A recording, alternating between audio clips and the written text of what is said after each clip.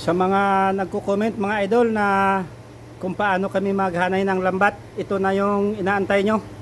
So maghahanay kami ng lambat ngayon na pantangigi dahil tapos na yung season ng sapsap na malalaki mga karumblon. Kaya gawin namin ngayon ay maghanay kami ng lambat na pantangigi dahil palapit na naman yung winter. So maghahanda na kami para sa pantangigi. Tapos ang kasunod niyan mga idol ay pambanak na naman dahil parapit na yung December. Yan ang lambat natin mga karumblon. Ang mata, ang laki nga pala ng mata niya ay nasa 10. Ang laki ng mata. Yan. Tapos ang gamit nating pamato, ito, yan. Hindi siya pa isa-isang tingga yan mga karumblon. So isuot muna natin. Hilahin lang natin to mga idol. Yan. Ang lagyan namin ng pamato ay puro pamato lang muna yung lagyan namin mga karumblon dahil yung sa pataw niya ay mayroon ng pataw at saka na kabit na rin yung lubid.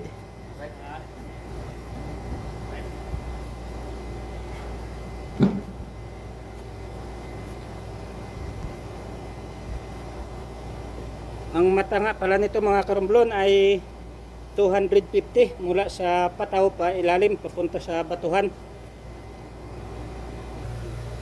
Yan, nasuot na natin. So tanggalin natin tong nilagay kong electrical tape para makita nyo kung ano klaseng pamato ang gamit namin. Kaya napakasimple siyang i-arya dahil hindi pa isa-isa yung pamato niya. Walang sabit. Walang sabit sa mga mata ng ating lambat kahit nakadugmon yung lambat natin. Pag arya okay lang. Walang sabit na hindi magbubuhol-buhol yung lambat natin. Yan, ang may laman ito sa loob. Ito yung laman niya mga karumblon, yan. Yan. Ito yung laman niya sa loob. Ang pamato. Nakapasok sa dito sa parang nylon. Nylon ito na parang nilubid-lubid. Yan. Pag ginunos mo yan, yan ang laman. Kaya napakaganda klaseng pamato dahil safety. Hindi labas. Kung ganito kasi lang yan mga karumblon, sigurado pag arya mo yan, sabit-sabit. Sasabit yan dito sa mata natin. Yan. Kaya pag arya, sigurado ubos ang lambat mo. Tapos ang gamit nating lubid sa labas mga karumblon ay numero 60. Yan. Ang bilang kasi nila dito mga karumblon ay kung ilan yung hibla. Yan. Kung ilan yung hibla ng bawat ito, i-times mo yan sa 3. Yan yung sukat ng lubid nila dito. Ang sukat natin sa pataw mga karumblon ay bawat dulo ng tali ay 14. 14 o halos magsarado siya ng 15 mga karumblon. Ang layo ng pataw, 8 inches ang tali. Tapos dito sa pamato mga karumblon, ang tali natin dito sa pamato, yung 15 sa taas, hatiin natin yon dito sa pamato. 14 ang laman ng lambat doon, dito ay 7. 7. Bawat tali 7. Tapos ang sukat niya 7.5 or 8 o 7.5 para ang pamato niya ay laylay. Medyo mas mahaba yung pamato kumpara dito sa kanyang pamataw. Kaya kapag inarya natin to mga karumblon, ang pamato niya ay kapag nakahanay niya, ang pamato niya ay ganyan yan sa ilalim. Yan. Ganyan ang style ng pamato sa ilalim niya kapag nakalatag na siya sa dagat. Kapag na i-area na. So palutaw ito mga karumblon dahil pantangigi ito. Pag kami naghahanay ng lambat dito ay nakaupo. Hindi kagaya sa Pilipinas nakatayo. Mas tawhay yung paghanay ng lambat mga karumblon kung nakaupo tayo.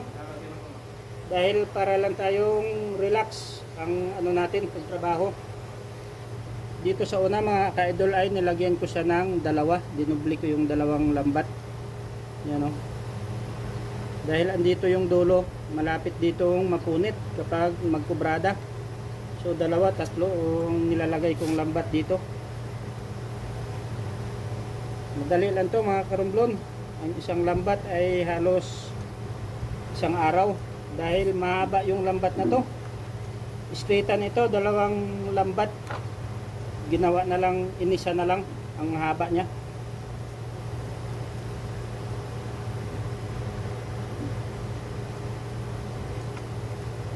Tapos ang pantahi natin mga idol ay yung sida, hindi nylon.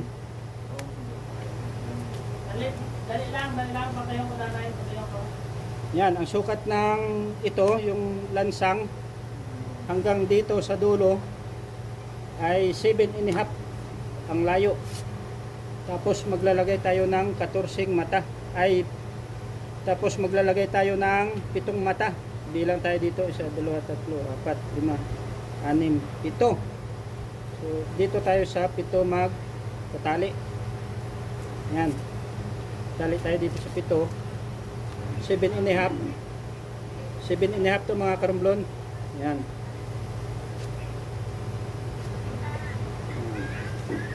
Yes.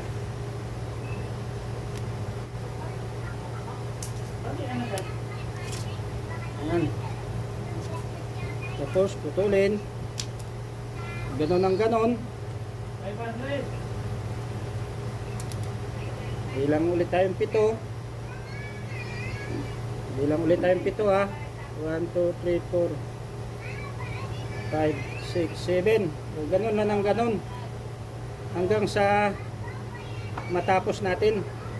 May hanapin ang bayan. Ito nga pala mga idol ay may bayad sa amin to dahil sideline ito namin dito sa aming lupan. 20. Yan.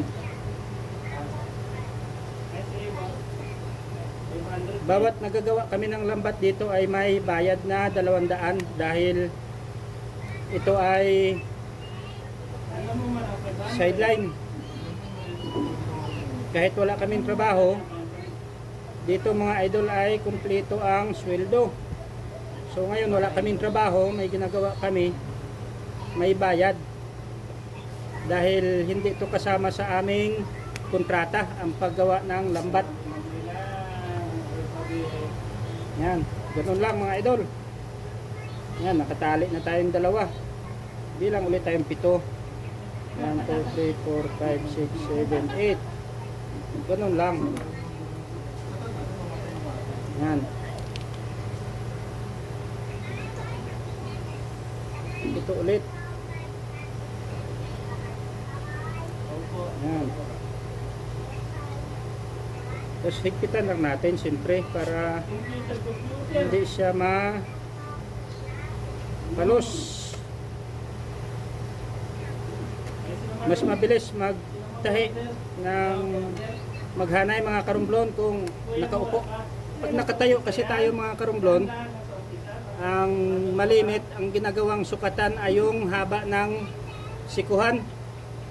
Gaganyan, hawak dito, bilang ng mata o kaya magbilang ng mata, sukat dito ganyan, saka magtahi. Ganyan. Yan. Ganyan lang yan. Pagkasuot, kunin mo yung lambat dito, suot ka dito. Ganyan. Kuha dito. Hila, kunin ulit dito ang lambat, ganyan. Kuha dito, suot. Ayan na, lock na siya. Yan. Ayos na.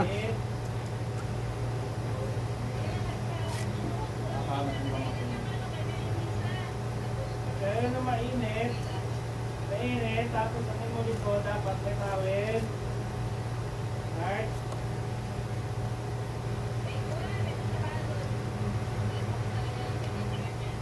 Yan. Ganyan, palaylayin mo yan. Suot dito, lock na yan. Lock. Ganyan. Lock ulit. Yan. Pag hinila mo yan, lock yan. Tapos, lock ulit tayo dito. Yan.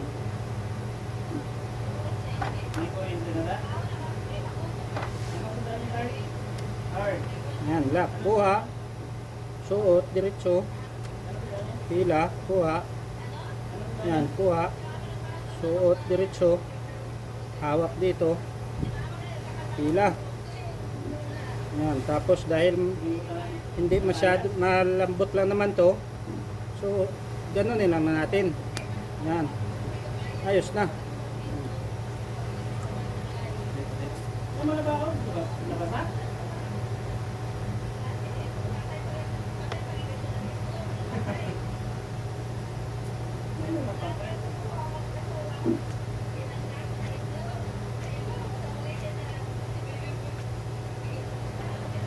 Hindi na nila agak maton.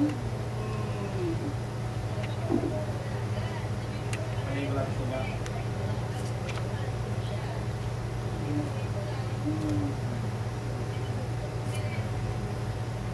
Dapat,